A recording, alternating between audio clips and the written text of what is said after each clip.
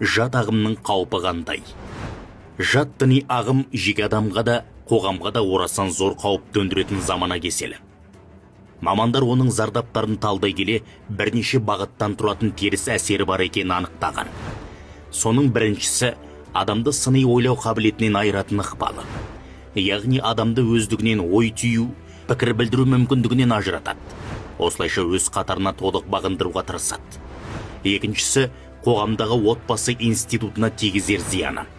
Көп жағдайда теріс діни ағымдар отбасылық құндылықтарды жоққа шығарып, адамдарды туған туыстарынан алыстатады.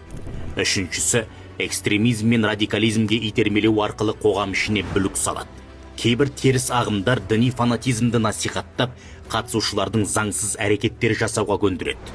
Төртіншіден, қоғамдық тұрақтылыққа қауіп төндіруін атауға болады. Мұндай ағымдар халық арасында әрткі салып, ұлт бірлігіне зиянын тигізеді.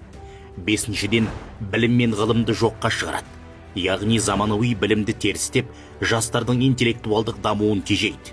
Өйткені өз идеологиясына кірген адамдардың сауатсыз әрі білімсіз болғаны оларға тиімді. Сондықтан теріс діни ағымдардан сақтану үшін діни сауатты арттыру, сенімді ақпарат көздерін пайдалану және ресми діни мекемелердің кеңесіне жүгіну маңызды.